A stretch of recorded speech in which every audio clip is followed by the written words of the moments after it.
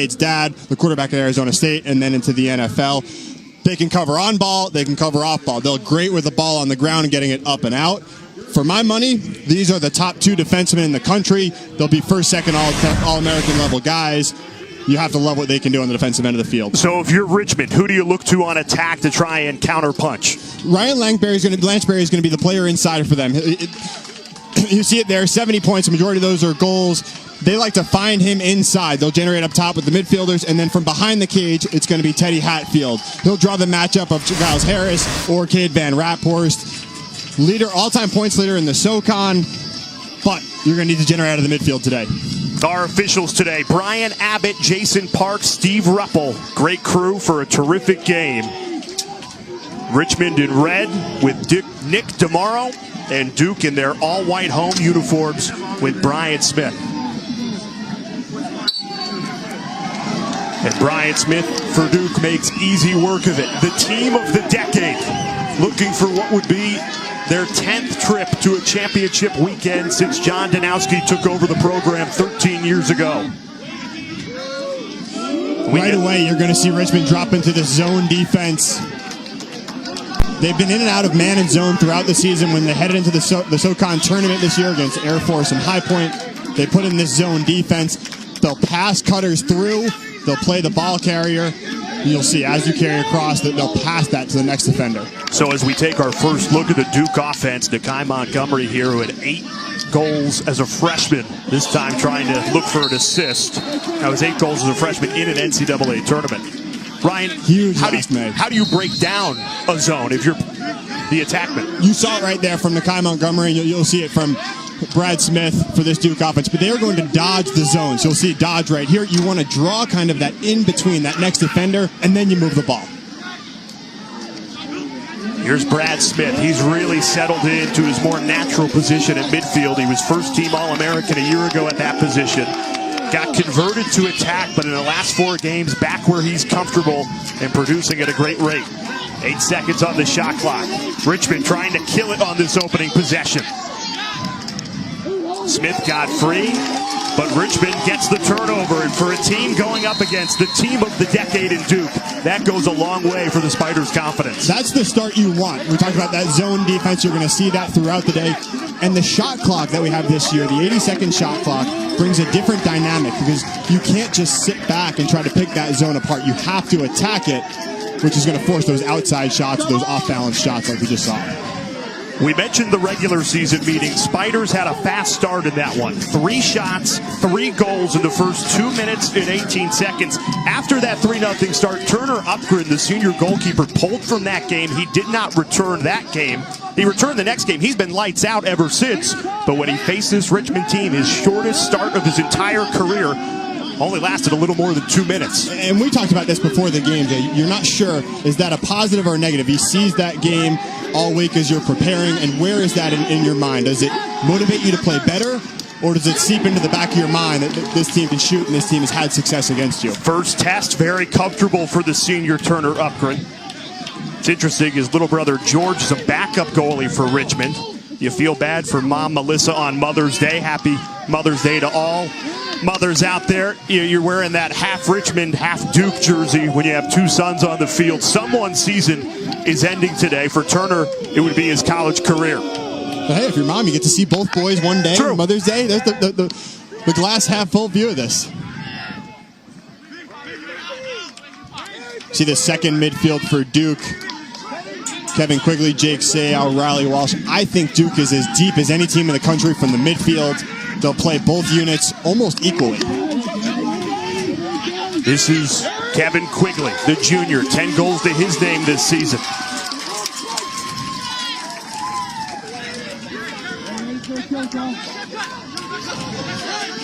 You see that attack the zone, attack the seam, try to draw 2, and then quickly get it out of your stick.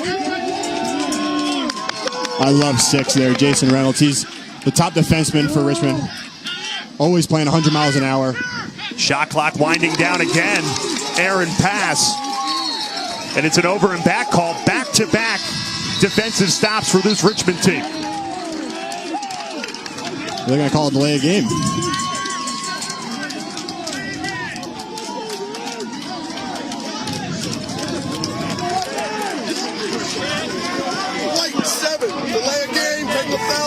seconds. White 7, delay a game, big foul, 30 seconds. Goes against Brad Smith. Yeah, I'm not sure about that. 7, they call that on Cade Van Raphorst. So when the ball came over, he has to touch it for the over and back, right? Because otherwise Richmond can push that transition. So I guess when he touched it, he rolled it away from Richmond, which caused the delay of game. Spiders go on the extra man, 30 seconds. And if you're an upset-minded team like Richmond, these extra man opportunities so important against a team like Duke. And they have skill. You see it there from Savoca. I like their offense. I think they may not have the advantage athletically, but from a skill perspective, I think they're as good and as talented as any team in the country. Feeding inside, knocked away. Schultz recovers for Richmond. Back to even strength now.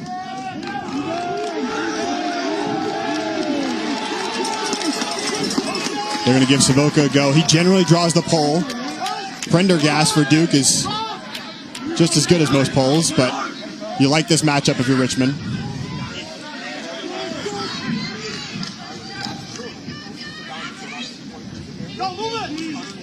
All the way back out to the redshirt sophomore, Tate Gallagher.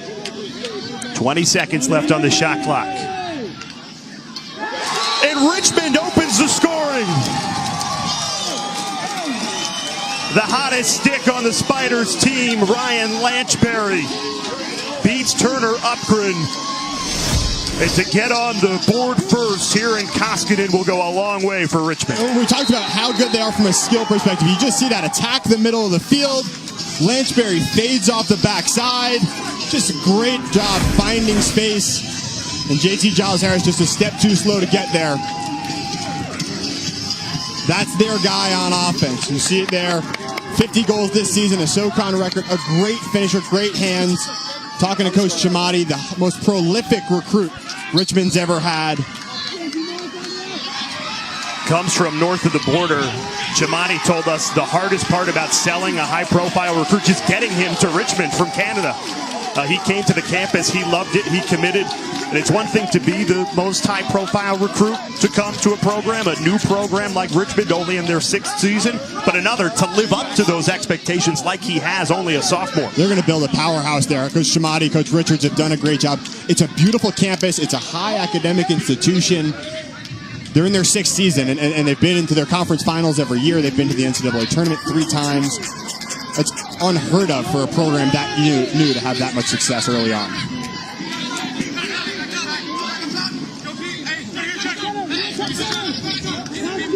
Teddy Hatfield, senior, tried to pick a pass. He had Lanchberry wide open, but missed him.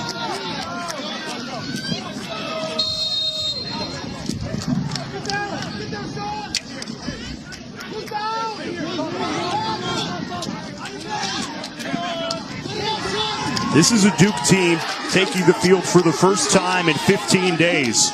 Lost in the semifinal to Notre Dame, which gave him a week off, and it was interesting talking to John Danowski. How do you prepare for the team you don't know? And he said, practice fundamentals, go back to the basics. This Duke team typically so sharp, but off the off. Couple of turnovers, almost a goal. Great stop by Turner Upgren to deny Tim Adams in transition. Richmond still fighting for it now. And it ends up in the stick of C.J. Carpenter. Joey Manow feeding it back to Smith. Duke's going to calm things down offensively. We've talked about it. Richmond is not intimidated. If they have transition, they'll push it. They've played this Duke team before. They beat Notre Dame. They've had success against the traditional blue blood programs in the past. So if there's an opportunity there, they are not going to pull it out and try to play stall ball. They're going to step on the throat, step on the gas, and try to score goals. Feeding inside, looking for Carpenter. Ball's on the grass. Richmond comes away with it. Great job by Joey Manow to win the ball right back. That resets the shot clock as well for this Duke attack. Montgomery's got space. Trying to unlock this Richmond zone defense. Manow takes it in. Big time hit. Ray Barron denying Manow. And the Spiders come away with it. Boy, has this defense been impressive early. Menges all over the place. Non-stop moto from 40 in red.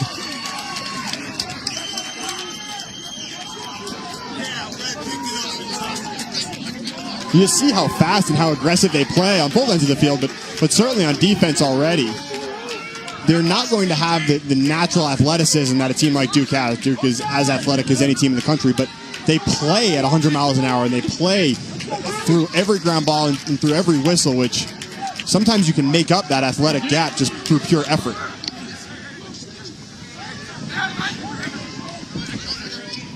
Hatfield feeding inside. Double team comes in. Lanchberry had nowhere to go. You just got a taste of what makes this Duke defense so dominant. That's the second time they tried to force it into him inside. Right, the first one he's fading off the back, and you get that. But the last two possessions, just trying to jam it inside. The first time they miss him, that time he just gets doubled down on.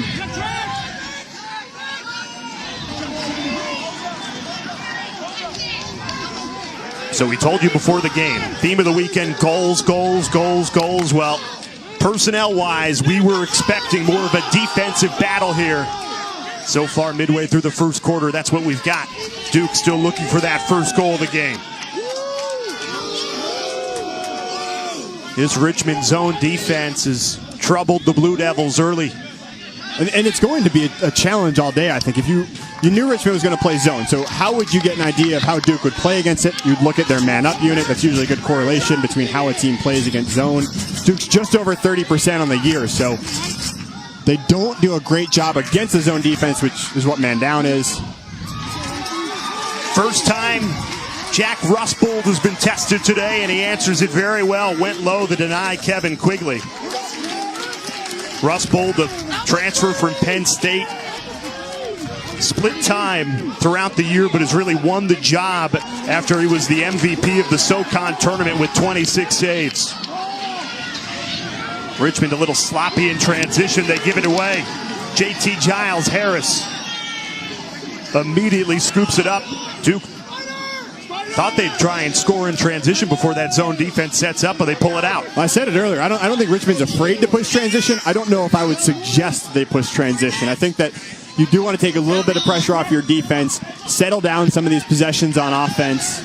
You don't want to get into a track meet with Duke. You do want to play a 6-on-6 game where it's your group against theirs, as opposed to trying to out-athlete them across the middle of the field.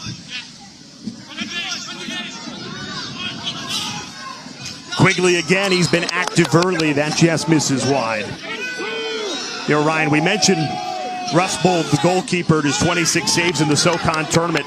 They went in last weekend knowing we have to win this tournament to keep our season alive. A different mentality than Duke had in the ACC tournament. The Blue Devils lose in the semifinal, and boom, you're given the 2 seed. You're comfortable. Yeah, and I don't know if anybody, I think there was thought they may get a 2 seed. I would say that people were probably a little bit surprised when they did get it.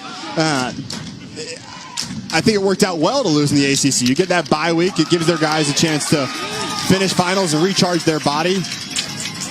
I think mentally it also gives you a different perspective. You get an idea of what it could mean to end your season. So if you're a senior, it was kind of that first wake-up test of, if we lose, this is over. And they had that in the ACC tournament, and now you're facing that in the NCAA tournament. And in that SoCon tournament, Richmond played 2 teams that they lost to in the regular season. They lost to Air Force, went and beat them in the semifinal. Then they put a good win on High Point, a team that beat this Duke team earlier in the year.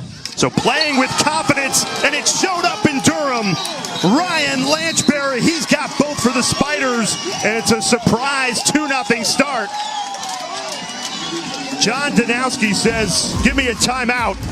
It's been the Ryan Lanchberry show early. I thought Richmond was going to come to play, sweeping across the top and hitting Lanchberry. 2-0 Richmond.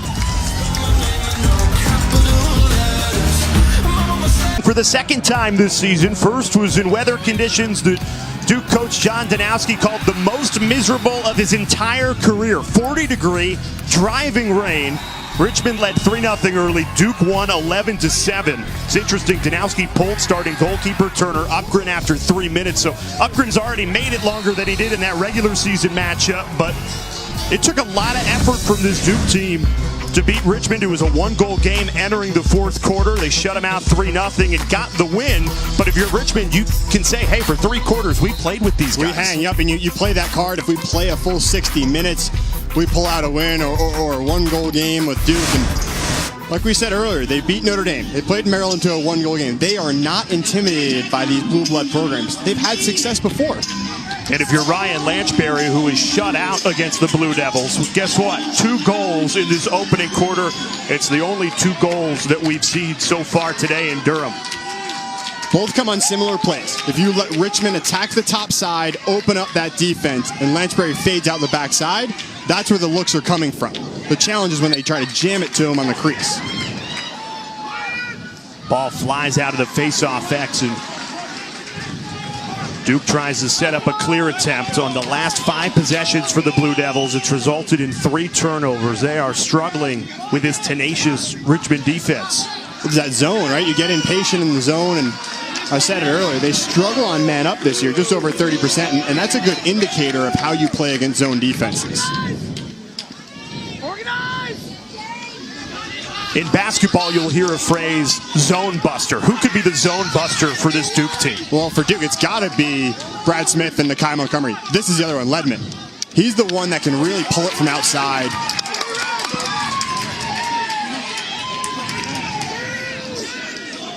Manown, Robertson, and Carpenter are more inside finishers, so you need to get some of these zone busters outside. Brad Smith, Ledman, and Nakai Montgomery.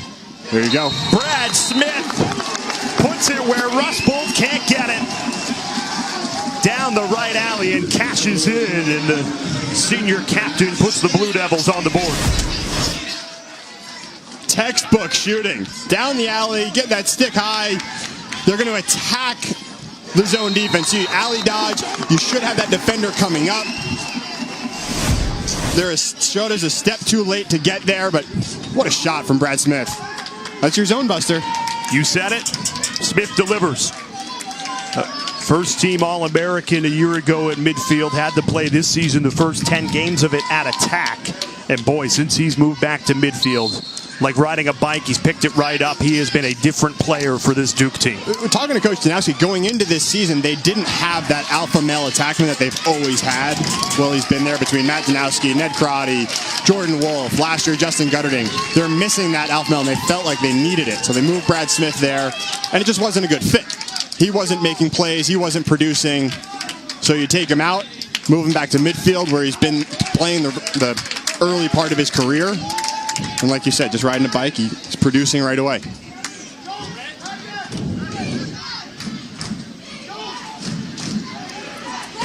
This is what's big. If Richmond can be competitive at the face-off X and they can give this offense possessions, that's one of the areas of weakness. They're just over 30%, but they're 50% right now. Each team's won 2 face-offs. If they can hang in there and make that a 50-50 game, I think they're in good shape today.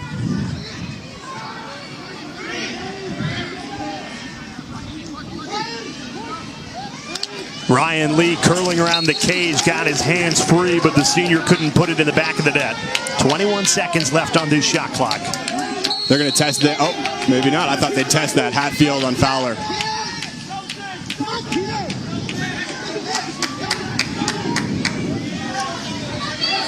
Welch's range gave Savoca a lot of trouble last time they played. Lanchberry, he's got both goals today. Not a smart pass there. It was easily read by Jack Fowler.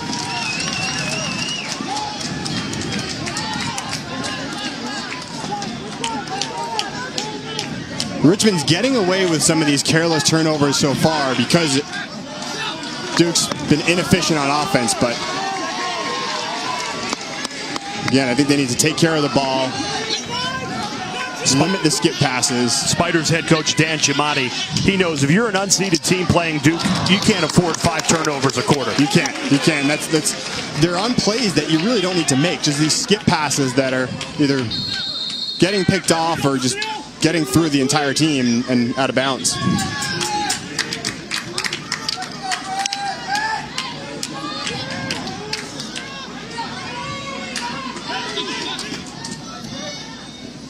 So now we're down to another midfield for Duke. So we've seen their first 2. Here's their third unit with Caputo, Bador.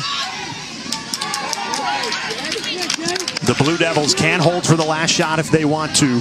More time left in the first quarter than there's left on the shot clock. Not going to get that final shot off. Richmond comes away with it, but gives it right back. 15 seconds left to the opening quarter. Here's Manown, goes to work. These are the killers, those last second possessions. Right over the top. 6 seconds left. It'll stay with Duke. One last chance to tie this game at 2. Quick feed. And through 15 minutes, Richmond can say they are beating the number 2 seed of the country. All weekend on ESPNU, you've seen goals, goals, goals. Penn State, they're full of goals, 25 of them. Well, guess what? 3 goals scored. Richmond's got 2 of them. Spiders, 1 goal lead going to the second quarter. Give me some of that power. Championships is brought to you by Mazda. Feel alive. And Geico. 15 minutes could save you 15% or more on car insurance. A happy Mother's Day to all Duke and Richmond mothers out there and all moms tuning in for some lacrosse action. Ryan Flanagan, Jay Alter with you. It's interesting talking with Cade Van Rapphorst, Duke defender, yesterday. We were talking about how moms don't get the credit they deserve going to practices, even going to some recruiting camps. He said he was a sophomore in high school. They live in Arizona. Mom and him go all the way to Connecticut for a recruiting showcase. He said she went over to the sidelines to watch where all the D1 coaches were standing. At the end, she goes, you know, those are some intense dads of those kids. She goes, Mom, those were the 30 D1 coaches that I'm trying to play for. And yet, Cade's mother was chatting them all up. Which one's your son? Oh, I love it. I love it. I'm sure she's happy with how it's all worked out. Absolutely. Another win for Richmond on the faceoff X. Whoa. They give the backup to Duke. That was questionable. A game of inches, and they say that Turner Upgren got there first. Closest to the ball, so they'll say that Upgren was close to the ball, while Richmond may have been closer to the end line. Do you like Richmond not trying to protect that lead and play conservatively? They go right into attack mode to start the second quarter. Yeah, it's way too early to sit back. And like I said, they are comfortable. I mean, they don't worry. This is a big game for them, but no bigger than any other game. But Duke's going to make it a tough one for them, that's for sure. We're tied at 2 thanks to the junior Kevin Quigley. Got the feed from Brad Smith and those 2 Blue Devil midfielders getting it done. Quigley has been at Duke for what seems like forever. Skipping across the field, through that zone defense, stinging it right off the hip of Rusbolt. What a shot from Quigley. Those are the guys that need to step up, the guys that have been at Duke, again, for what seems like forever. Quigley, the junior, Smith, the senior. Another win for Richmond. This is a bit of a surprise. Richmond came in only 35% from the face-off X as a team, and they've won 4 out of the first 6 to start this game. But as much as Richmond has struggled this year, Diamario's best game was last week against High Point. So you do have to say, if there's a time to play well, this is it. And so far today, he's looked, I think, better than expected. Richmond riding high after beating Air Force and High Point in the SoCon tournament, 2 teams they lost to in the regular season.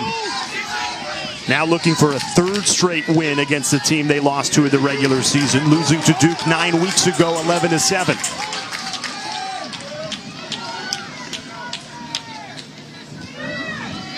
So Duke is giving the top side. And Richmond makes them pay.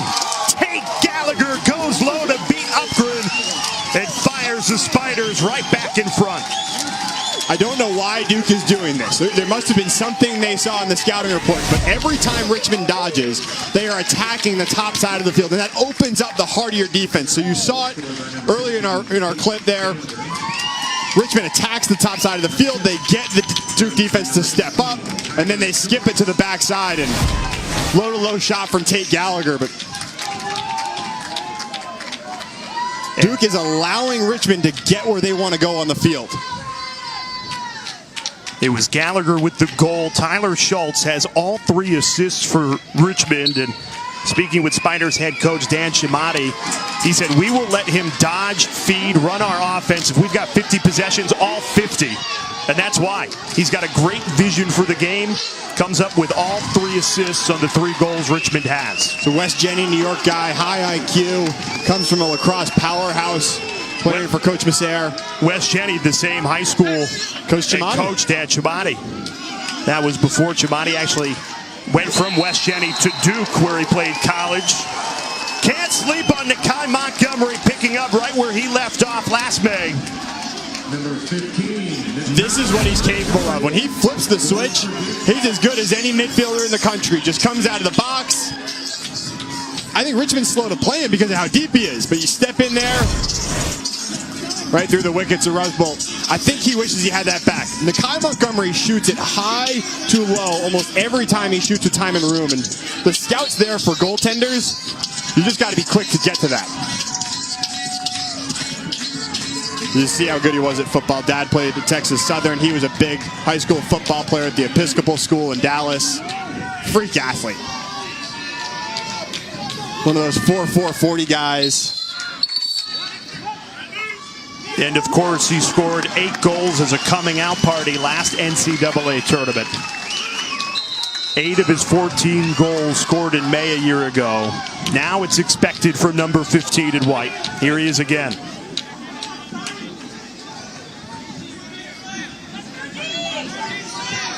Duke's made some change. They've kind of changed the midfield a couple of times. You see Quigley now running with Brad Smith and Montgomery. 2 sticks down on the grass. Opportunity opened up for Joe Robertson. Mingus broke his stick on Brad Smith. That's huge. If you can get a stop there where it's 6-on-5 in one of those broken stick scenarios. Manown coming from behind. Pried the ball free, but Richmond recovers. They had numbers. If Tim Adams stays, they have numbers there. But before the Montgomery goal was telling you, Chimati back at his alma mater, where he won 2 ACC titles in the early 2000s. Of course, before John Danowski took over the program. It's interesting on the call. He goes, I am 100% Richmond. It's easy because you're not going against your former coach. You're going against a different program. That one off the pipe. Upgren might have got a piece of it. And Duke can run in transition. here are the two. Cade Van Raphorst and Giles Harris pushing transition. Both guys have stayed out there. Ball's free. Van Raphorst runs to it. Lights in the crease. Crease violation. Richmond's ball.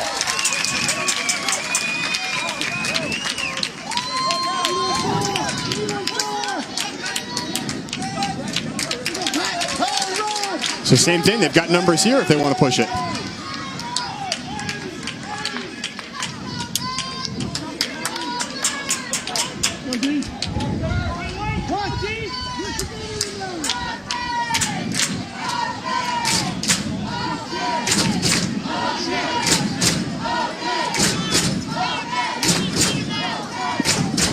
This is Tate Gallagher down the left alley, passes back. Getting the hands free and cashing in. Mitch Savoca takes it right into the teeth of the Duke defense. It makes it 4-3 Richmond. We said it in the open. You need to initiate out of the midfielders, and it's been all the Richmond middies so far. The throwback to Savoca runs through the check of Giles Harris. We talked so much, and all season we've talked so much about JT and Cade Van Raphorst. Richmond knows that. They're going to attack out of the midfield. And as good as Terry Lindsay and John Prendergast are, they're allowing these Richmond middies to get to the spots they want to go, which is opening up that Duke defense and forcing them to slide.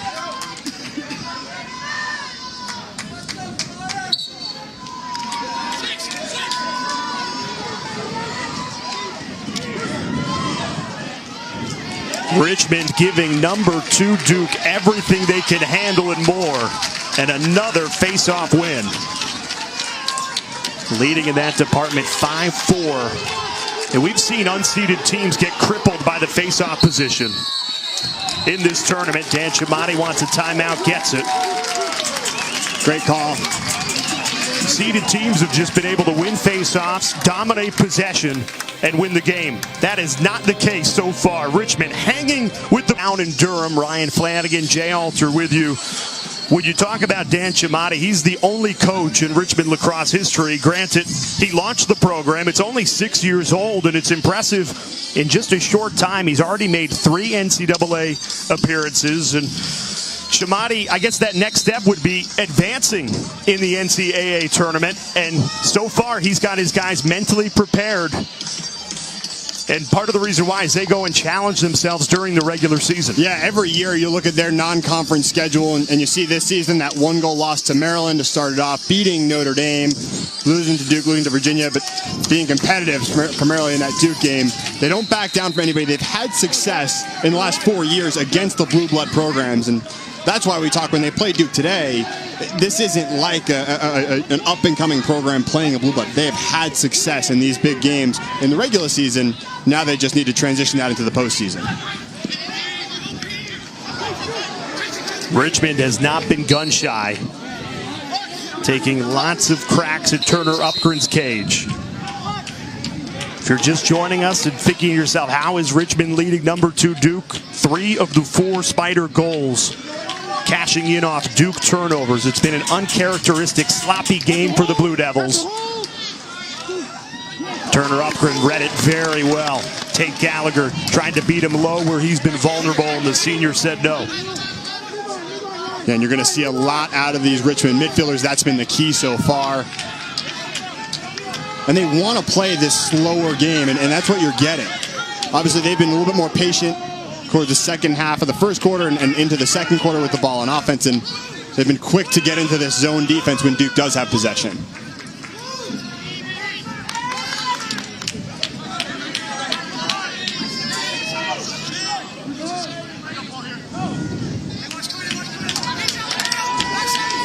Here's Brad Smith. Goes right, bouncer. Rustbold got a piece of it. Duke recovers, and it's a fresh 80 seconds on the shot clock. He's their best player, Brad Smith. But as he goes, this Duke team goes. And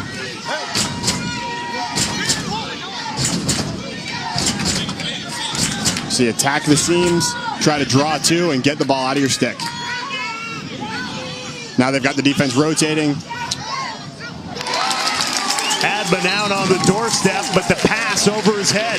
So Montgomery should have come across the top of the field with that. I think he threw it back into the rotating defense. They had him beat if they move it across the top of the field, which is where you'll get your better looks against this zone defense. In a zone defense, you're going to get plenty of looks. It's taking the right looks, not getting baited in to the look they want to give you. It's quick ball movement, like you said. It's get the quality looks. Don't settle for the 15-yarders, and you have to play angles, right? And I think above the cage, in front of the cage, those are the highest percentage looks, and throwing that back down to the pipe, though you can get a good look right on the pipe, it's a lower angle, a lower percentage shot. This is Teddy Hatfield curling around the cage, drawing 2, dumping it back. Stays with Richmond. The shorty right away. Lanchbury trying to get those hands free, does, but can't capitalize. So Lanchbury is traditionally not a dodger, but they may go on this short stick matchup, or they'll go into a 2-man game with him and Hatfield or him and Ryan Lee.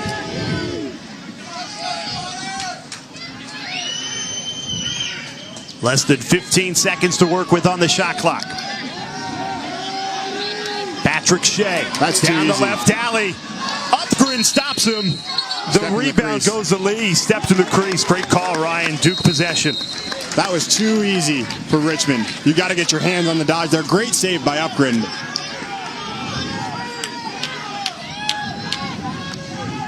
We've hammered it home. That's where this game's going to be close, in the midfield, where these Richmond offensive middies can dodge on the Duke defensive midfielders. Here's Garrett Ledman. He's been quiet. Passes off. Deflected right in front of Rustbold.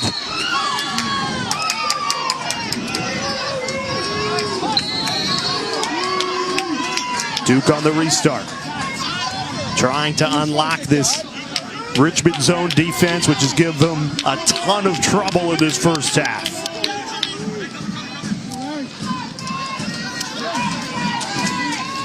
Sean Lowry. Haven't called his name too much today. Circling it around.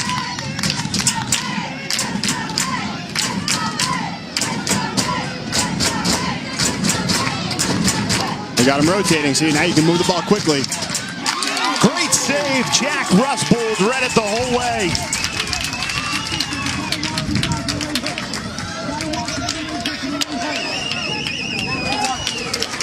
And that's not a bad look, right? I mean, you're 15 yards, 14 yards with nobody on you. But if you're Richmond, those are the looks you're going to settle for. Those deep shots. Stuff that Rusbold has a chance to save. In postseason lacrosse and in postseason hockey, there's nothing more dangerous than a hot goaltender. Well, Jack Rusbold's coming off a Southern Conference MVP. 26 saves in 2 games to keep Richmond's season alive. He already has 4 today. And those are the types of looks that teams are taking. You saw that in the SoCon tournament where teams are taking those deep shots. What a save. Upgren had left the crease, but gets back to make the save. Great job by the senior. Now here's Duke in transition. Richmond hurrying back.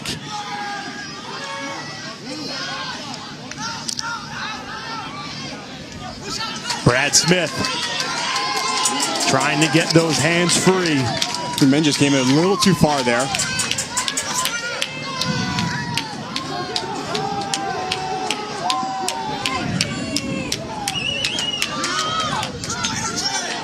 CJ Carpenter, nobody stepped up, and the senior makes Richmond pay.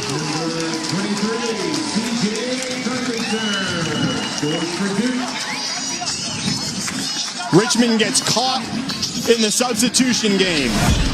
We knew coming in that Duke would be okay playing 5-on-5, so they keep Pete Welch down at the bottom of the screen.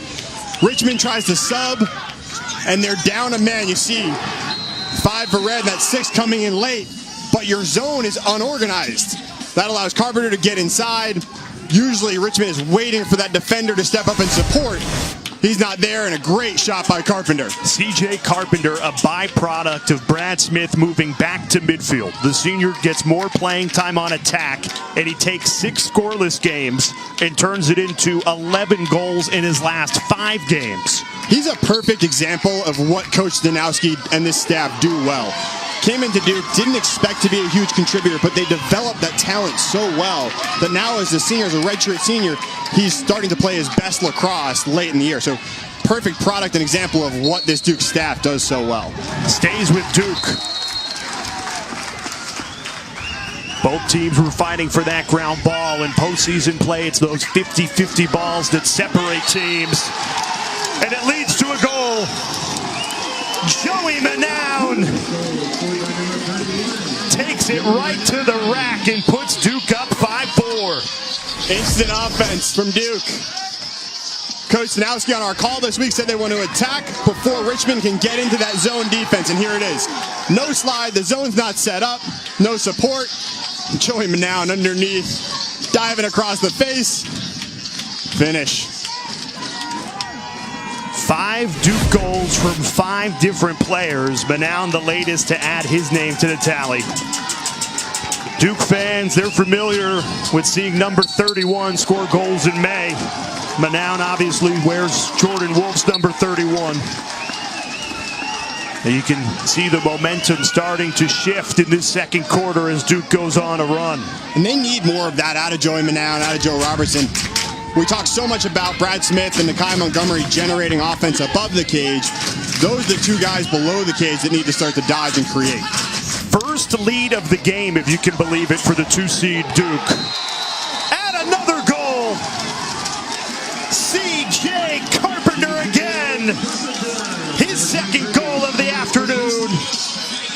And Duke is surging in this second quarter. A 3-0 run for the Blue Devils. You see the smile on his face after that goal. Who's playing better at the end of the season than C.J. Carpenter? Time, room, bullseye. Overhand, put it in that low corner.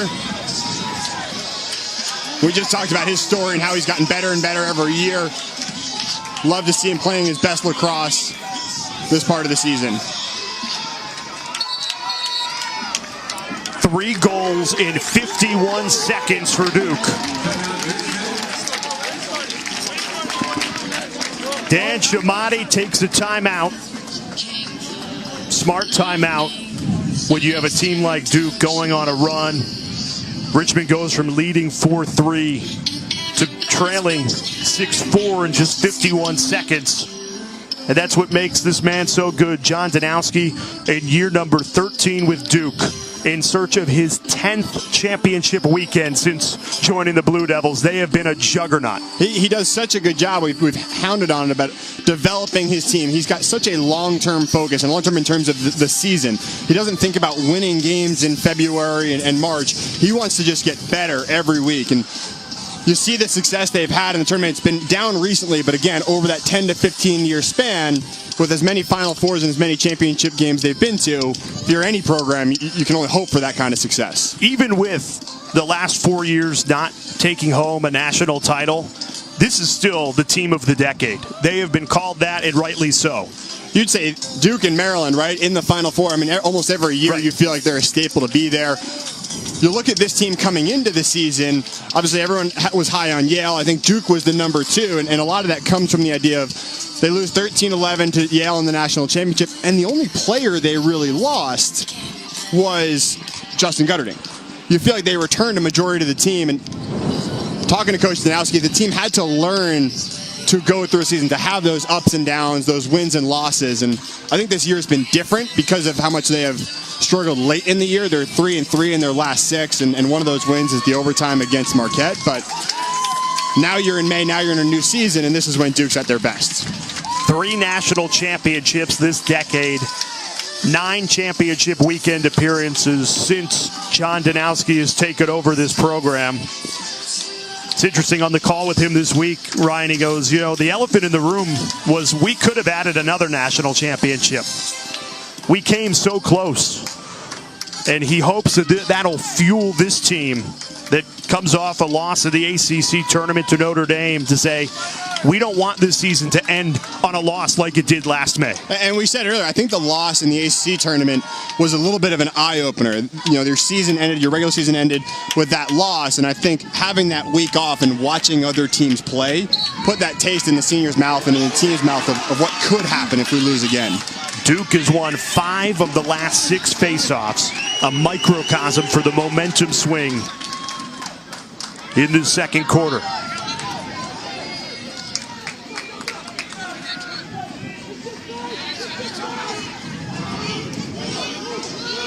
Richmond just trying to weather the Duke storm in the final 3 minutes and 40 seconds of this quarter.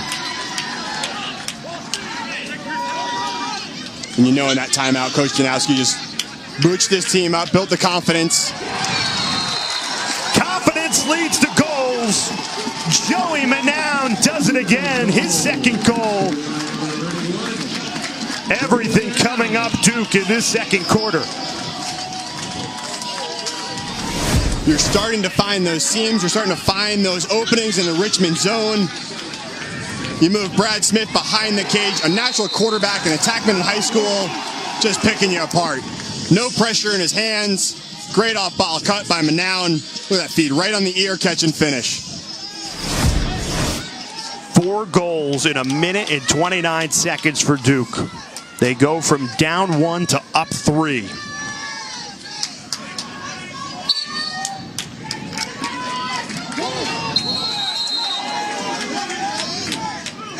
A hold called against Duke. It goes to Richmond. Spiders need an answer here. It has been all Duke over the last 2 minutes.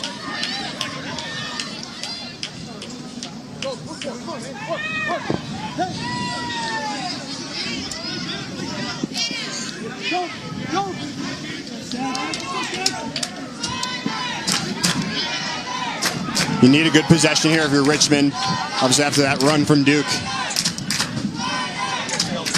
Use some of this shot clock.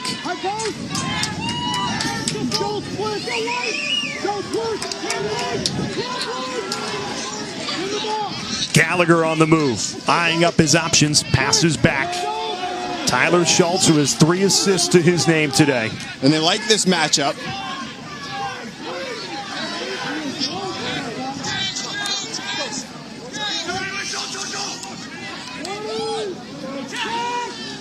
Crossfield pass to Hatfield. Here's the senior. Feed inside, going low. Upgren's there to meet it. It's only the second shot attempt for Richmond in the last 8 minutes. And it's not a bad look, but I think you'd want a better one where you can get a little bit more power on the shot. It was a nifty handle, but I don't know if that's the best look that Coach Chamati wants. It's interesting, Ryan. Duke had that 15-day layoff between the ACC semifinal and this game. Maybe first quarter, early second quarter, just shaking off the rust. And now, the Duke we've seen over the last 5 minutes, this is the team worthy of a 2 seed in this tournament. And it's an adjustment. You prep for that scout, and you see that scout in practice, but it's always different to see it in practice versus how it's executed by your opponent in the game. And I think that first quarter was a bit of figuring it out. That's a big takeaway from Tim Adams. Got right in the thick of it. Much needed from Richmond.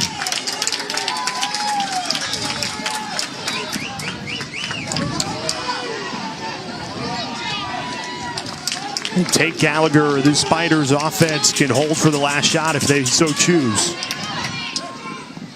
Well, I think they'll move it around. You'll likely see them dodge with about 15 seconds left. It'll be one of these Richmond midfielders on a Duke short stick.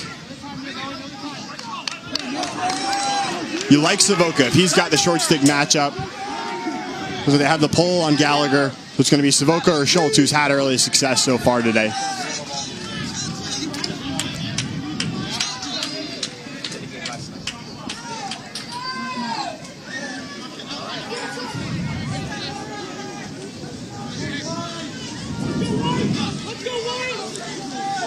What you expect is whoever's on the crease, it'll probably be Lanchbear or Hatfield, who will make their way in there, but they will fade off the backside, and I'd look for the skip through.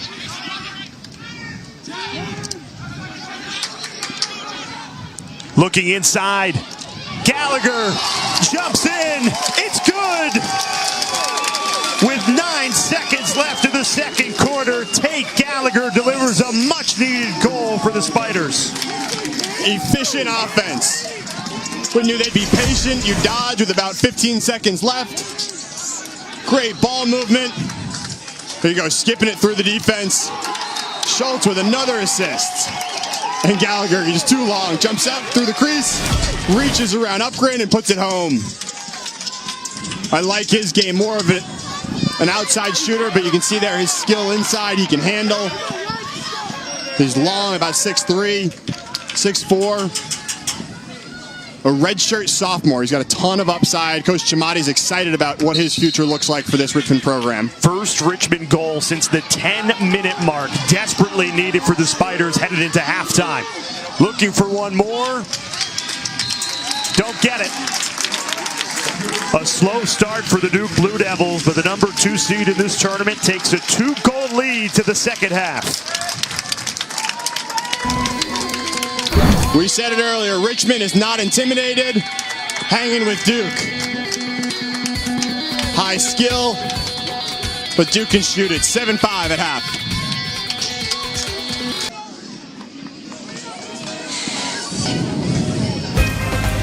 We welcome you back to Durham. Third quarter action about to begin. Duke taking care of Richmond right now, 7-5. It was a terrific first half. Alongside Ryan Flanagan, I'm Jay Alter. Ryan, it was slow going for the 2 seed in this tournament. Blue Devils only 1 goal in that first quarter, but boy, you started to see it click in that second quarter. They started to figure out that Richmond zone defense. They were off last week, so I'm sure there was a little bit of rust just coming into a game.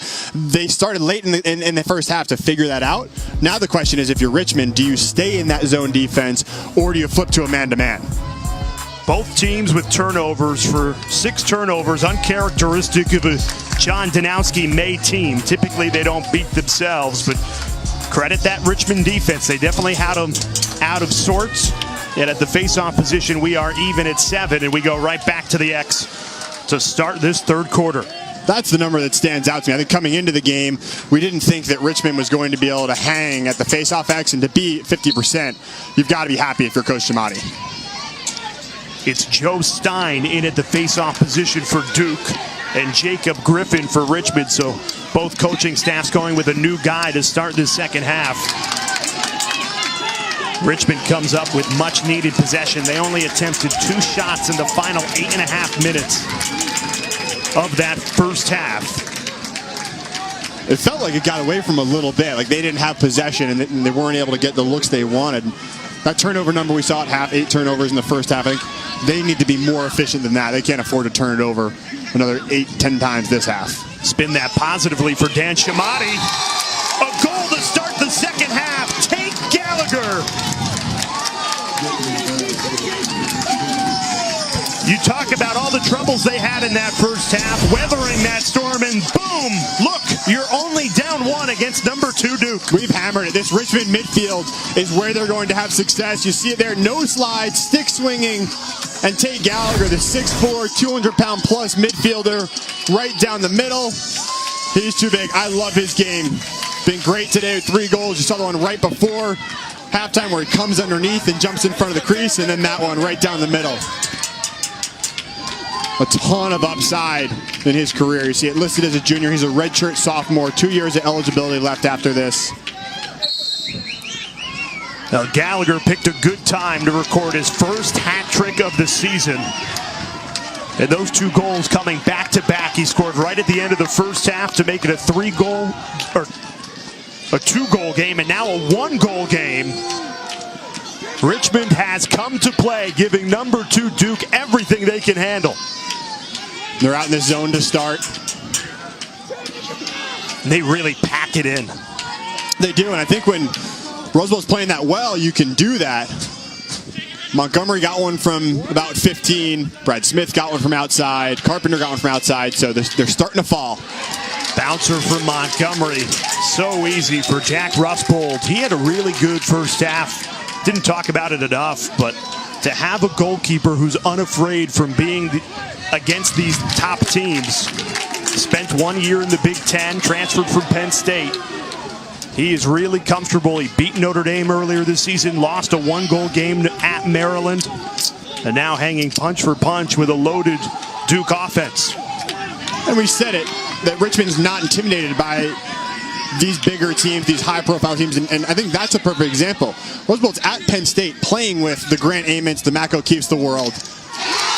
Look at the success they're having. We're tied at 7.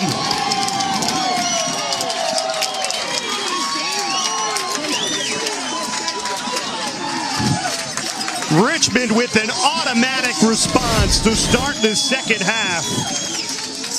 Again, it all starts with the midfielders. You see, dodge across the top, come from behind. Duke has got to stop allowing these Richmond midfielders sweep across the front of the cage.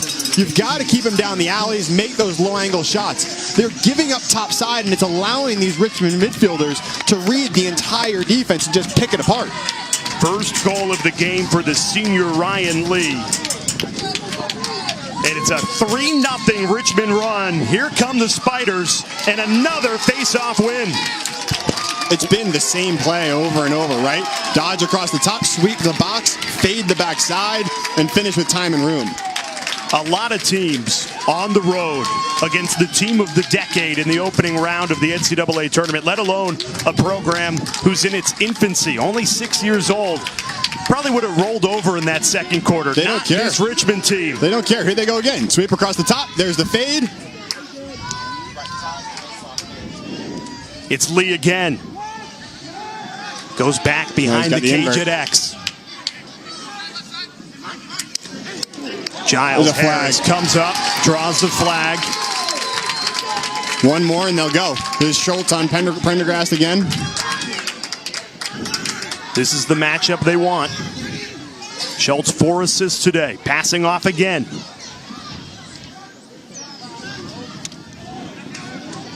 "20 seconds on the shot clock. Savoca eyeing up his options, muscling his way in. And now we'll get our penalty. Duke might have gotten away with the hold there too, with Lindsay kind of pulling on Savoca.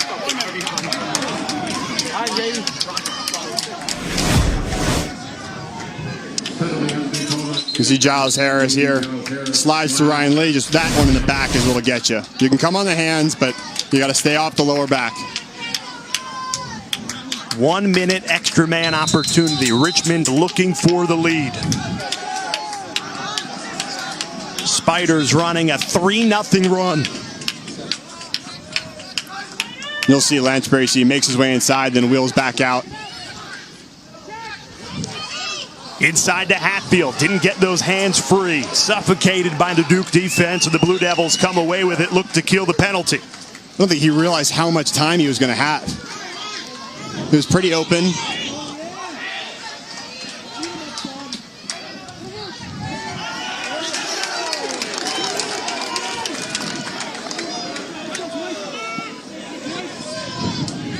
I think that was a little bit too easy for Duke. If you're Richmond, you want to press on those short sticks and make Cade Van Rapphorst carry in the middle of the field with a long pole on him.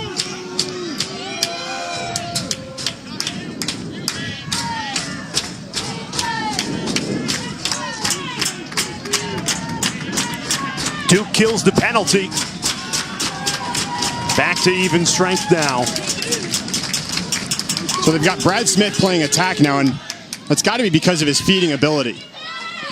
So they want to keep him on the field against this zone defense because it's not as much of a dodging situation.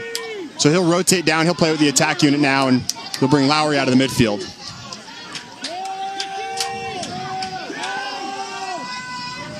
Ten seconds on the shot clock. Duke has to hurry. Here's Sean Lowry. That's too much room. Back to fellow senior. Brad Smith goes low, met by Rusbold.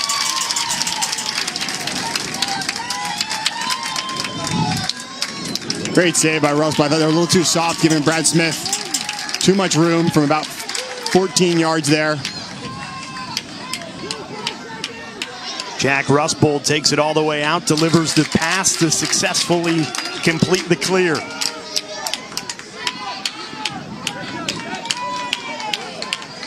A Richmond team that has come into this third quarter with all the momentum. How do they keep it going? Be efficient on offense, right? What killed them in the first half was throwing the ball away. But if they can be efficient on offense, use the clock, and get good quality looks, I think they'll be just fine. Brett Randall has Hatfield poked away. Cade Van Rapphorst showing why he's one of the best defenders in the entire country with that caused turnover. I think he'll be the defenseman of the year in college lacrosse. You talk about Chris Fake from Yale is one of the top guys. Mellon from Syracuse. Giles Harris on his own team. Well, it's interesting. JT Giles Harris, he won ACC Defender of the Year, so it'd be interesting if his teammate then won Defenseman of the Year. Yep. I think if you look what Cade does statistically, there you go. Nakai Montgomery, rear back and fire, young man. The sophomore with a flamethrower gives Duke the lead right back. Second time we've seen this from Montgomery today. A great dodger, but becoming an elite shooter. See, man just steps off, lets him go, and that's too much room for Montgomery. See that high to low, put that in the low corners. But again, the scout on him is that he's going to shoot low. And the goalies need to anticipate that and know when that stick's high, it's coming low. Nakai Montgomery, a breakout performance a year ago when he delivered 8 of his 14 goals in May. He had the pedigree, certainly the athleticism. You talk to John Danowski, he says, when I look for a recruit, genetics plays a big role in Nakai Montgomery's father, a stud football player. Nakai himself a stud football player. And it is translated to the game of lacrosse beautifully. You look at this team, right? Nakai is obviously a phenomenal football player, a 4.40 type guy, outstanding in the weight room. JT Giles Harris, brothers in the NFL. Cade Van Rapphorst, dad played at Arizona State, uncle played in the NFL. So the athletes on this Duke team are just next level and extremely impressive when you talk to Coach Danowski about what they do in the weight room, what they do in their strength and conditioning tests, and some of the numbers they put up.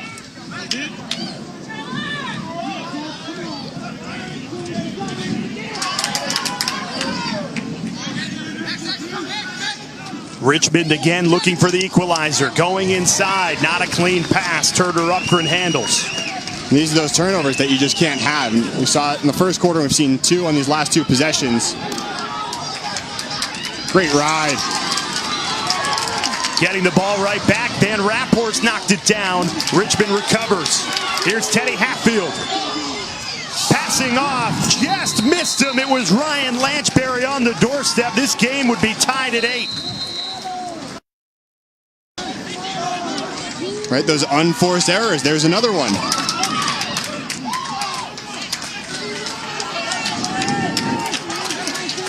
And the Duke alum and Richmond head coach Dan Chamati, he has to be shaking his head. Here you are, 1-goal game on the road against the 2 seed in this tournament. There's been a lot of self-inflicted wounds from Richmond. And they're still in it, right? It's a 1-goal game, and they know they haven't positive, played. They haven't played their best lacrosse, and they're right there. Relying on their defense to try and come up with another defensive stop. They've stuck with this zone all night long.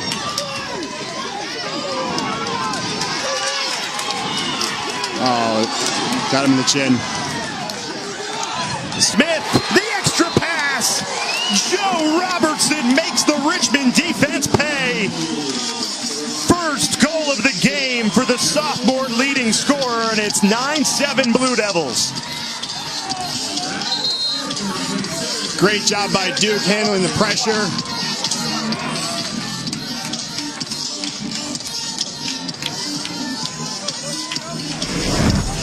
Reynolds from Richmond, a little too aggressive. Quigley handles it, runs through the check, one to Montgomery, and one more to Joey Robertson right inside. So 9-7 Duke. Robertson gives Duke a 9-7 lead midway through the third quarter. Ryan Flanagan, this game easily could be 8-8, tied midway through the third. Instead, a missed opportunity leads to the goal on the other end. Richmond has been great, better than expected on faceoffs, but this is what's killing them. These looks where they have an opportunity, but they just throw it away. That one there, and then you come back on the other end right after that turnover, and there is Joey Robertson right on the crease. So a missed opportunity from Richmond leading to a goal for Duke, and that's been a story in a few different scenarios today, which has given Duke the lead. And for Lanchbury, had the first 2 goals of this game, that would have completed the hat trick. That will go down as a massive missed opportunity. Instead of a tie game, it is a 2-goal lead for Duke. Tyler Schultz has been great for Richmond. We talked about that initiating out of the midfielder. I think he has 5 assists. Talk about it. And then Nakai Montgomery, the 2 goals he has have been huge. Just time and room, get his hands free, bring it high to low. And to add insult to injury, before the goal from Joe Robertson, there was a penalty. Jason Reynolds, the star sophomore, first team all-conference as a defender, as a freshman, and again this year as a sophomore. 1-minute penalty for a slash. So Duke goes the man up. And this is, again, lacrosse, a game of momentum. The Blue Devils grasping at it in this third quarter. Joe Stein digs it out. Crucial ground ball for the Blue Devils. They can set up their extra man offense.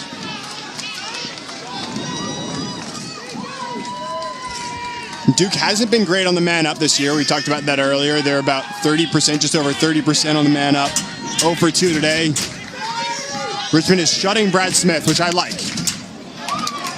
Montgomery drives one right into the chest of Rusbold. Richmond recovers into that man-down defense. See Montgomery getting more confident as a shooter from the outside. Quick passing. Again, Rusbold got a piece of it, keeping this Richmond team in it. Oh, I thought Richmond had that. Good hustle from Shada, but Duke's closest.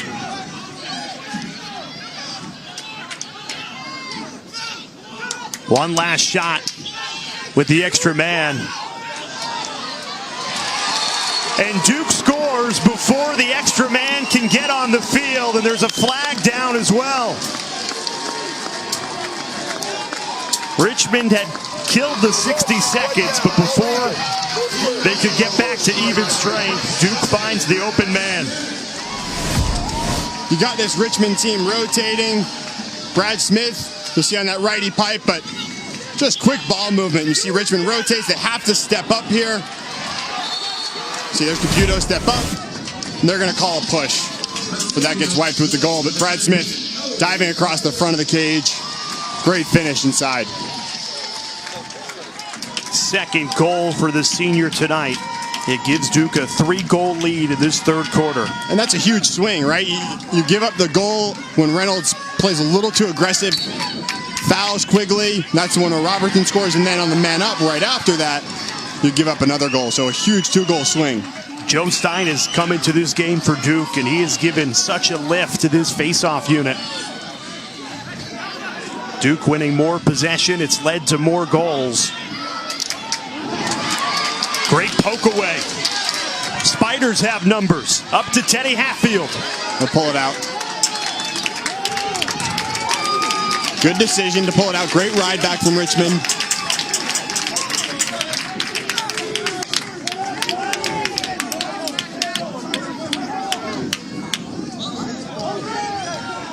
Here's Tyler Schultz, 5 assists today, looking for another one, and that's way over the head of Ryan Lanchberry. Not even close to him. I don't know what that was. I thought that was a shot, but obviously not.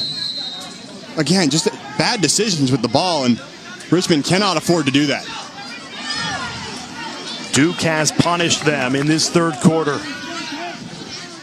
What was a tie game is now 10-7 Duke.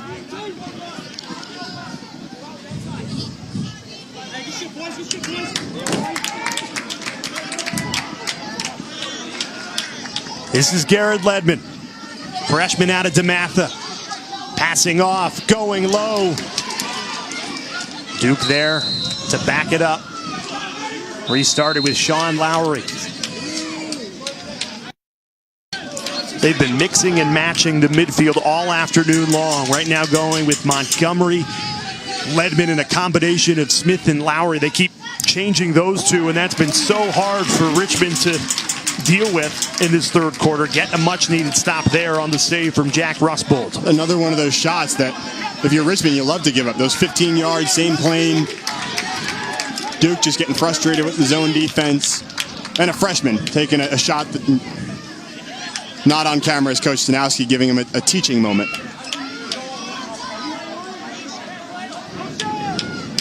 Duke controlled the 3-goal lead earlier in this game. It was 7-4 Blue Devils. Richmond threw a punch right back to tie it at 7.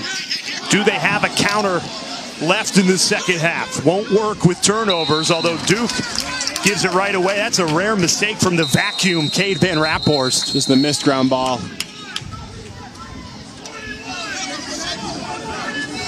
I don't think that should be a reset. No possession. Reset to 41. The shot clock was reset. The officials are saying to turn it back down to the time that was left. Yeah, Van Raphorst, he never had clear possession. He was just going for the ground ball. 55 ground balls on the season for Van Raphorst. Called him a vacuum, but it's what he is, a human vacuum cleaner for this Duke defense. And we started to get into the conversation between him and Giles Harris, kind of who's the better defender, who's going to win more accolades. I don't think Coach Stanowski or Coach Caputo care, but for the argument's sake, I'd say probably Van Raphorst because of those statistics, because of those ground balls. Great feed, the finish not there. Teddy Hatfield denied, and now Duke can run with it.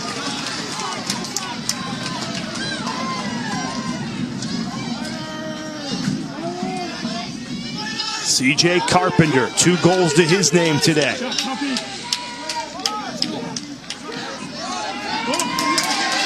Riley Walsh lost the ball. Battle for the ground ball. Still on the grass and won by Duke.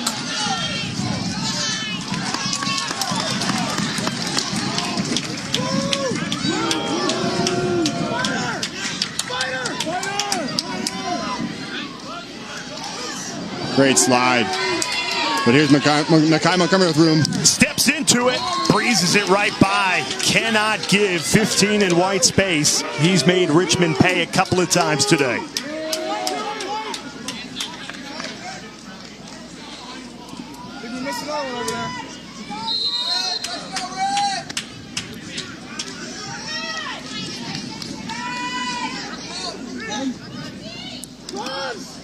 Here's Manown curling around. Didn't go to the back of the net. That's save number 10 for Jack Rusbold.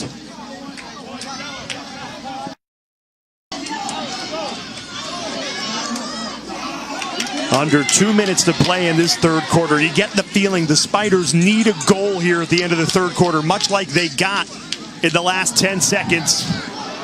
You need a good possession. Can't touch it. Went over and back after 20 seconds, went off the shot clock. And now the delay of game. A simple pass like that, back-breaking for unseeded Richmond. Again, that's those careless turnovers. 30 seconds. Red 16, delay of game, take a foul. That's 13 on the day. And that's the stuff that they can't afford. They need to take care of the ball. Need a good possession, need a goal. It's been shut out for over 11 minutes now. It seemed like Duke was going to carry all the momentum into halftime. Richmond gets a goal with 10 seconds left of the second quarter. They cut it to a 2-goal game, and now Duke goes on the extra man to make it a 4-goal game. That'd be the largest lead of the afternoon for either team. And it feels like they haven't had the ball, and they've won faceoffs. What a feed! And the finish there from Jill Robertson. But credit Nakai Montgomery. A beautiful find. And a 4-goal lead for the Blue Devils. We've seen what Nakai Montgomery can do as a shooter. He's getting better every game as a feeder. He's the guy who's going to step up for Duke to make a run. We know about Brad Smith, but here's Montgomery skipping it through the defense. And Robertson again right on the crease. His second right on the doorstop. As he grows as a feeder, it really opens up what this Duke offense can do. We know about Brad Smith and what he can do as a Dodger feeder. As Nakai Montgomery develops that part of his game, and he's been getting better every game at it. That'll be huge for Duke if they can advance into the next round of the postseason. Richmond has gone 12 minutes without a goal. You just can't simply afford to do that against this Duke team in May. Any month, really, but certainly not in May. And it's been plays that are going to frustrate Coach Shimati. We talked earlier about Lansbury just missing the pass on the doorstep right there on the faceoff, just pushing a guy from behind. A lot of careless turnovers.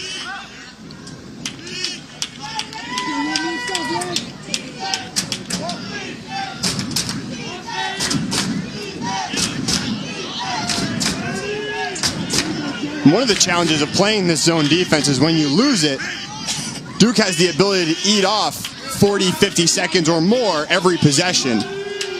They can hold for the last shot of the third quarter if they choose. Here's Montgomery weaving his way in, stings the corner. Nakai Montgomery.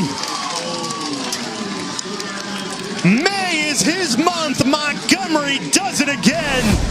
And it's a 12-7 lead for Duke. We saw what he could do last May, Memorial Day weekend. And he is picking up where he left off. Inside the defense, he showed us earlier what he could do as a feeder. There he is as a shooter on the run. Showing every part of his game today. The time and room. He's got 2 that way.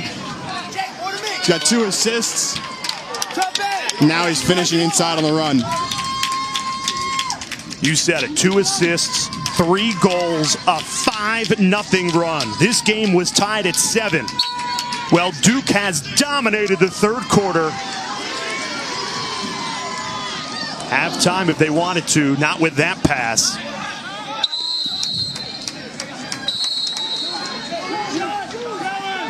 A 5-0 run gives Duke a 5-goal lead headed into the 4th and final quarter of regulation. The team of the decade starting to roll here in May. The NCAA Men's Lacrosse Championships is brought to you by Geico. 15 minutes could save you 15% or more on car insurance. And Old Spice. Men have skin too, you know.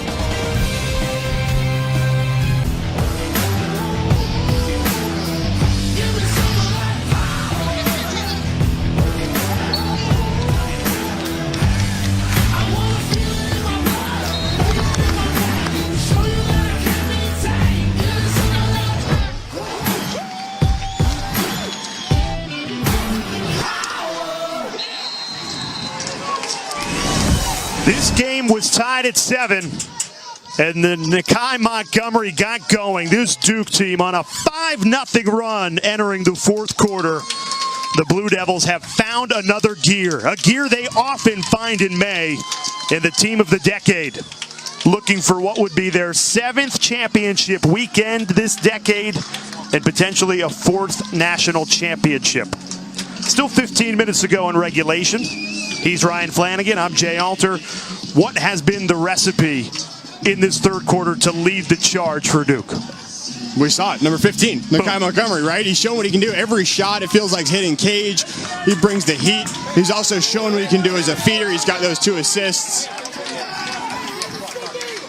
As his game develops, and we saw it last year in May, and it looks like we're going to see it again this year, but if he can draw the attention of the defense, it's going to open up so much for Robertson, Manown, Brad Smith. He's an elite athlete that can totally change the game when he's on. Much needed possession for Richmond. Duke had won the last 4 faceoffs. This game has gotten away from the Spiders. But still a lot of time left. Do they have a punch back against a heavyweight team in Duke?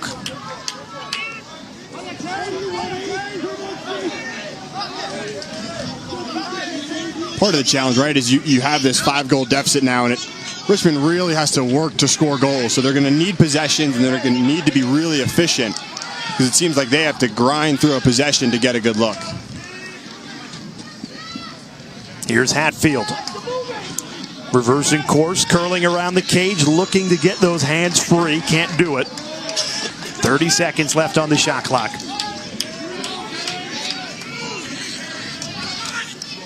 Going low. It bounced in. It'll count. Just what Richmond needed, provided by Mitch Savoca to start this fourth quarter. We've said it over and over. Duke keeps letting these Richmond midfielders get to the middle of the field. Cade Van Raaphorst on Mitch Savoca. Usually, guys stay away from Van Raaphorst, but when he's above the cage, not his natural position, you can have success, and you see it. When these two teams met in the regular season about 9 weeks ago at Richmond, Duke had an 8-7 lead at the end of 3 quarters, shut the Spiders out of the fourth quarter. To get a goal a minute into the fourth quarter, that does give you some confidence. Hey, look, we already are not getting shut out. Now let's go get 4 more, give them everything we've got. Shove in the back, Spiders possession. Yeah, and we started to talk about it. They have to really work for their goals. It's not like they're going to push transition. They're not going to score goals 10 seconds into a shot clock. So what you need is those early goals. They couldn't afford to get into 5-6 minutes left in the game to start to chew into that 5-goal deficit. So you get one at a time. There's one. A second one here on this possession would be huge.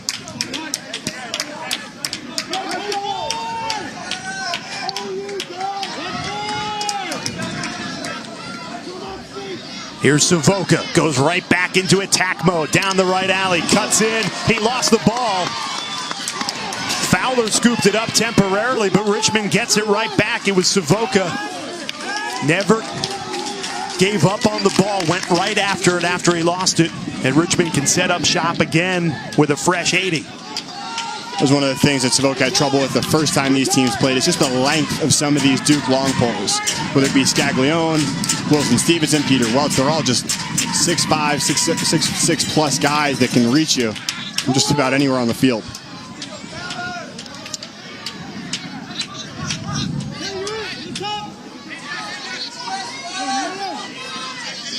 Lance Berry's been quiet. He scored the first 2 goals of the game, has not scored since. Behind the back pass, Richmond trying to get a good look here, trailing by 4.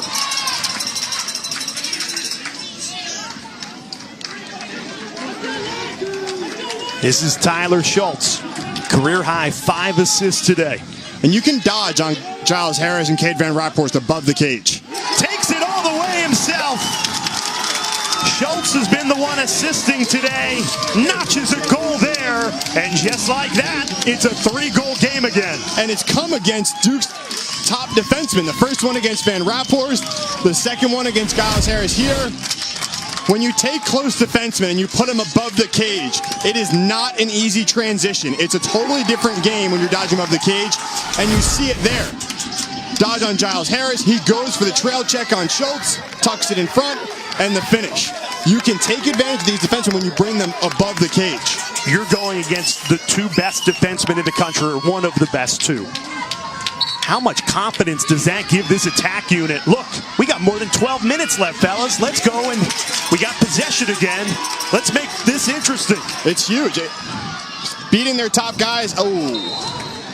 But again, there's those questionable plays. That's one that you probably want to pull that out.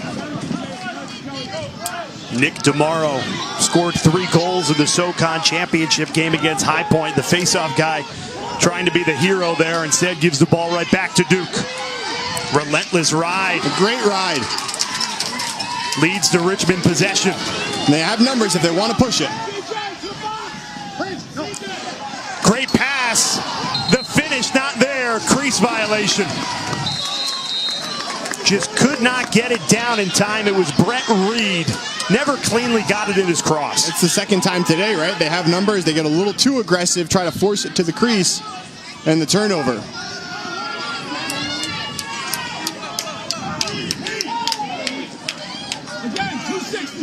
It's that fine line between being aggressive. Aggressive shot from Montgomery. Ross bowled out to meet it. Collects it. It starts the clear attempt.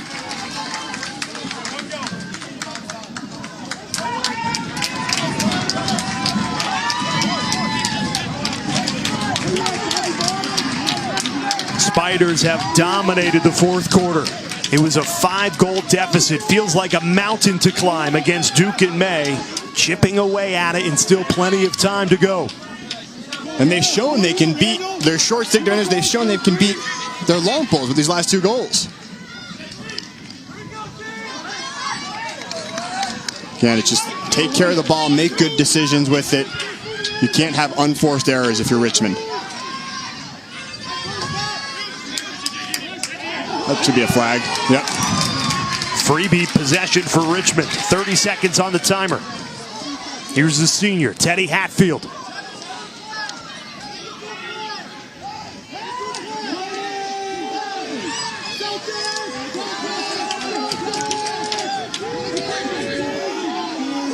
The extra man opportunity is coming, but still 10 seconds to make it a 2-goal game. Good ball movement, but maybe one too many passes.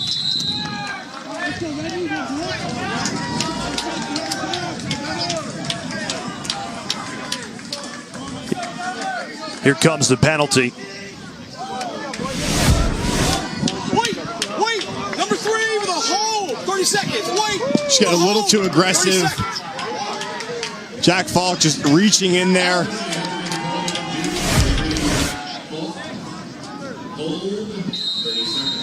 Got him with a hold for 30 seconds. It's one of those unnecessary checks. Richmond on the man up with a chance to make it a 2-goal game. They're 0 for 2 on extra man opportunities today. You get the sense they really need to cash in here. Space, but a great save. Turner Upgren read it the whole way to deny Savoca.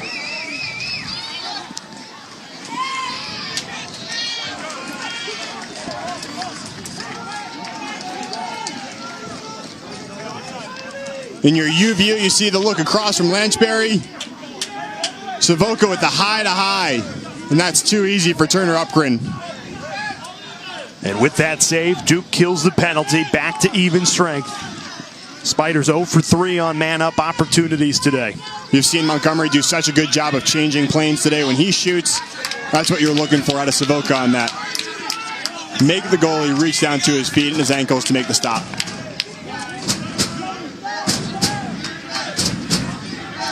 Duke only 1 shot attempt so far in this fourth quarter.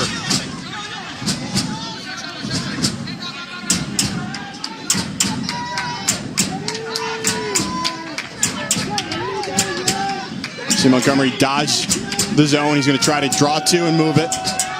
3 goals, 2 assists today. Passing off. It's intercepted. Great stick.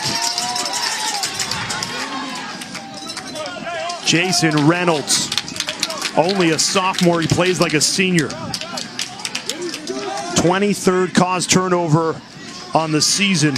Back-to-back all-conference player in the SoCon in his 2 years so far at Richmond.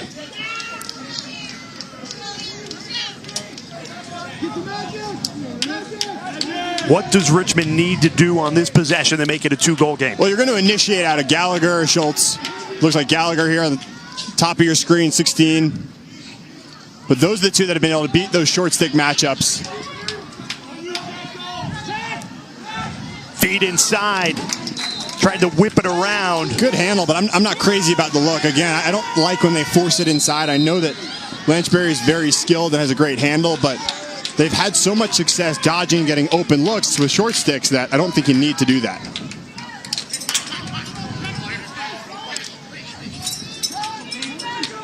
"20 seconds on the timer. Savoca muscling his way in, passing off now. Hatfield as Duke hung up at X. And they'll just let him sit. There's 10 seconds on the clock. No need to play him. 5 seconds. He goes into the attack. Goes low. Off the pipe. Inches away from making this a 2-goal game, but Hatfield denied.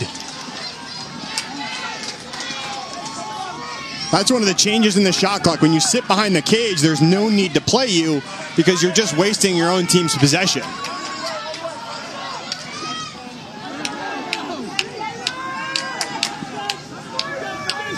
The clock just starts to wind down on the Richmond offense with 6.5 to go.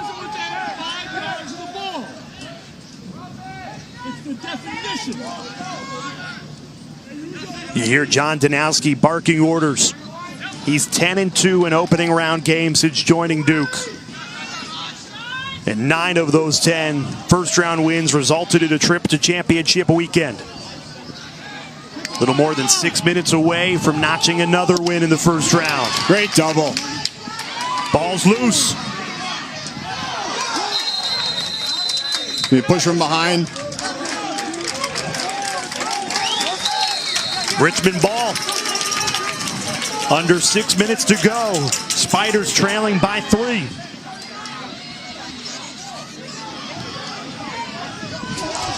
Triple team comes in. Somebody's got to be open. Hatfield is.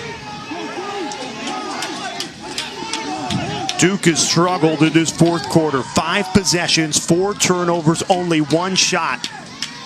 Good news for the Blue Devils. Still a 3-goal lead and only 5 minutes and 30 seconds to work. Good luck. Here's Gallagher. Breezes one by.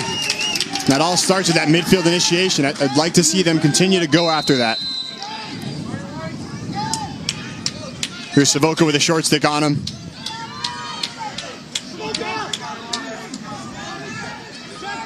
Finally get it to the sophomore. This is the matchup Richmond wants. Can they capitalize? Stays with the Spiders. 20 seconds left on the shot clock.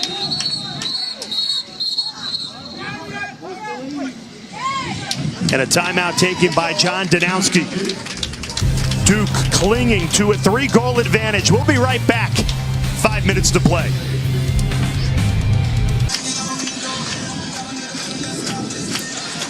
Dan Chamati and the Richmond Spiders have given number 2 Duke everything they can handle. Trailing by 3 with possession. Coming out of a timeout. Ryan Flanagan, Jay Alter with you. Ryan, what do you expect the Spiders to draw up? You need a goal here to cut it to 2. You need a goal. I think time's starting to become an issue if you're Richmond. I think a quicker goal would be better. They've had a lot of success dodging out of the midfield. You're going to see Savoca, Gallagher, and Schultz at the top of your field, 15, 16, and 18. Those guys have had success. So I think that's where you want to initiate your offense and start your offense. And then I think you'll see somebody fade out of the backside. It's usually Lanchbury who will fade out, and they try to get a skip pass through to him for the open look. That's where they've had success so far today. Chamati, a Duke alum, won 2 ACC titles as a player here with Duke. Made his name when he was the offensive coordinator for Loyola Maryland when they were national champions in 2012. took over this massive project, launched the program at Richmond just 6 years ago. They've been to the tournament 3 times in that 6 years. Still in its infancy, and yet giving Duke everything they can handle. Inches away from a 2-goal game. Lanchberry could not get it past Upgren. Saved it with his shoulder pad there. Go right back to it. They get Gallagher up high. They start in a 1-4-1 offense. It's called a double mumbo, which you see picks and switches. Lanchberry gets loose inside and right off of Upgren. You're going to go back to it. You're going to see the outside guys on the mumbo come inside. You'll pick your 2 inside middies will pop out. And it all starts with this dodge up top. Richmond reloads. Looking for that crucial goal. You got the new shot clock on the save, which is huge. It's another 80 seconds that Duke's got to play defense. Only 4 minutes left in regulation, though. Sand falling out of the hourglass, which is Richmond's season. And with that turnover, Duke will look to kill this clock down. 3-goal advantage for the Blue Devils in the driver's seat.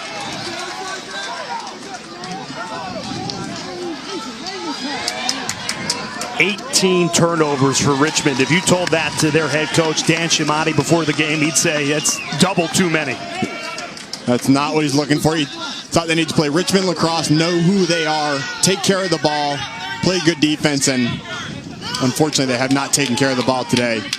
Now the challenge is staying in this zone, letting Duke run another 40 seconds off the clock, and then you'll get the ball back with 2.5 to go and down 3.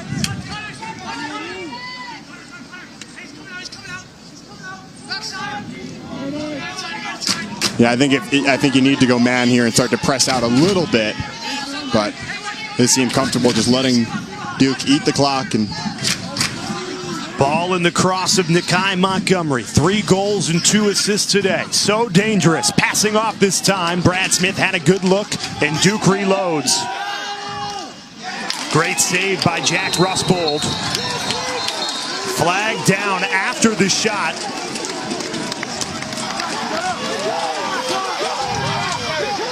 And that is brutal if you're Richmond. Red 19, cross check, 1 minute. Red 19, cross check. That's a tough call at that stage of the game. Carpenter takes a shot.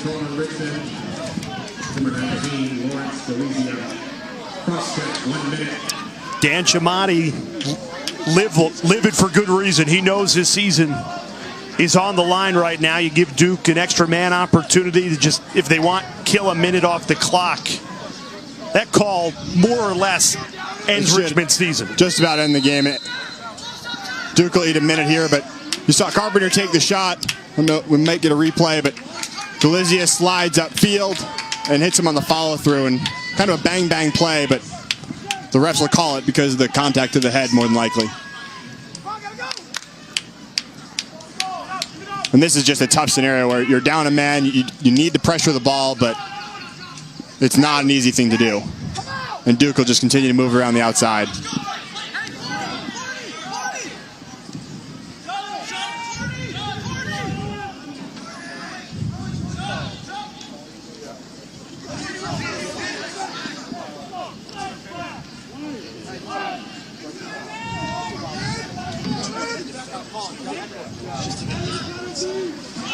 Ooh, crucial takeaway. Richmond kills the man up for Duke. And they'll need to go right away. No time to be patient. Trailing by 3, $1:30 left, and a timeout taken. Richmond gets a full strength opportunity. Still some life left for this Spiders team. And Ryan, win or lose, Richmond's so much to be proud of. Again, this is a program only in year number 6. And to be in the NCAA tournament 3 of those 6 years, not only be in it, but hang with the number 2 team in the country. So much to take away from this season. Huge building block for Coach Chamati. We talked to him this week, and when he looks at the bracket and he looks at his team, he's proud of him. And just look at the tournament field, and to have Richmond in that, knowing that he's built this entire program, is, I think, something that he can really be proud of. A program that's in a great place and will continue to get better. After us, Notre Dame and Johns Hopkins. It starts in South Bend at 7:30. And lacrosse coverage continues next weekend, Saturday, May 18th. Quarterfinal action starts noon Eastern, live on ESPNU. For more information on the 2019 Men's Lacrosse Championship, check out ncaa.com. Think that Virginia-Maryland one's going to be fun? Oh my goodness, they have not played, believe it or not, since Maryland left the ACC. It's been a minute. Yep, and Virginia, it seems like they've had come back to life as a program since that time. Well, playing their best what a lacrosse. loaded weekend. Yeah. I mean, if you want to go big picture, you've got round 3 of the Ivy League Championship with Penn and Yale. Yep. You've got the Penn State attack against the best player in the country, Pat Spencer. Yep. And you've got Maryland, Virginia. Yep, and it looks like you'll have Duke playing either Notre Dame for the third time or Johns Hopkins. It does not get better than that. No, this is the best time of year if you're a lacrosse fan. Richmond says, hey, put it in pencil, not pen in that bracket. But they've got to work quickly. Trailing by 3, less than 90 seconds in regulation here. They had 2 chances where they came inches away. One off Upgren, one off the post. That one just sails over. That would have made it a 2-goal game. And the final timeout taken by Dan Chamati. Where does this program go from here? Oh, they're going to keep getting better. Richmond, if you haven't been there, it's a beautiful campus. It's a very good academic institution. I think it's a program that's on the rise. The SoCon in general keeps getting better. I think Richmond is a program that is just going to benefit from the growth of lacrosse in the South, right? So many kids in North Carolina, South Carolina, Florida, Georgia, they know what Richmond is. It's a school that they aspire to because of how strong it is academically. So as lacrosse in the South grows, they'll benefit and they'll continue to pull down more kids from the traditional hotbeds and from the West Coast, be it California and Texas. While we're in a timeout, let's take a look at the other side of the bracket we were just talking about. That quarterfinal is set. We know who is going to play who. At the top, Penn State Loyola. Let's break down that matchup. What? If you like offense. First to 20? Exactly. It's going to be high scoring. That is essentially the Tewaaraton matchup, right? It's Grant Ament for Penn State. It's Pat Spencer for Loyola. The 2 best players in college lacrosse. I don't think anybody could argue that. I think the challenge there is going to be Loyola's defense against Penn State's offense. I don't think Loyola played their best day defensively against Syracuse yesterday. Did enough to win the game, but the Penn State offense is a whole nother animal. Move the ball better than anybody. Shoot the ball collectively as a team, better than any team in the country. And then on the bottom side of that bracket, Yale and Penn. Third matchup of the season. Yale, the defending national champions, and Penn has beaten them twice so far already this year. They've got some ballers on their own. Richmond out of timeouts. 1 minute left. You need 3 goals. They got one! Tate Gallagher with a bullet to the back of the net. That's his 4th goal of the afternoon. You win a couple of face-offs and there's a chance. You push it. Yep, you win the face-off, you push it. I've said it all day. I love Tate Gallagher's game. I think he's got a huge upside. Great look through the defense by Hatfield and Stinger. Right over that inside shoulder, off stick side on Upgren. Good luck saving that. It's a career high for goals in a game for Tate Gallagher. Sophomore eligibility. The future is bright for Gallagher and this Richmond Spiders program. Great work ethic. Talking to Coach Chamati, he and just 2 of the hardest working guys on the team, roommates. Crucial face-off win for Joe Stein, but he lost the handle. Richmond has life. Here's a challenge. Richmond doesn't have any timeouts left, so they've got to get the ball and go right away. Sean Menges picked up the ground ball. Here you go. Right back to Gallagher. Why not? Has to hurry. 30 seconds remaining in regulation. Feed inside. We've got a 1-goal game. Ryan Lee. We might have spoken too soon. Caught it and scored. The connection from fellow senior Teddy Hatfield, and it all started off the faceoff. Joe Stein just missing the ground ball. Then there it is, the fake. Look him come around the crease inside. The great finish by Ryan Lee. Richmond is not ready to end it yet. 25 seconds to go. No timeouts for Richmond. Huge face-off coming up. Richmond was left for dead. Down 3 goals and a minute to go. 25 seconds to tie this game up after 2 goals in 30 seconds. Stein has the face-off win. Duke just needs to kill clock. Richmond throwing bodies at the ball. They're going to send it. 10 seconds. Van Raphorst, the senior leader, trying to close out this game. Nobody can touch him. Duke hangs on. A 12-11 thriller. The 2-seeded Blue Devils avoid disaster. Richmond gave them everything they can handle. John Danowski survives and advances to the quarterfinal.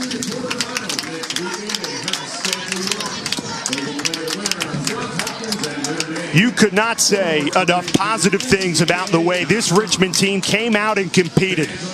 We said it coming into the game. They were not intimidated by the blue blood programs. Talked about the win over Notre Dame this year, and you saw it. They fought the entire game down to the last play. Coach Giamatti spoke very highly about his team all week, about how hard they play and the effort they give in practice every day, in every game. You couldn't ask for much more out of the effort they gave.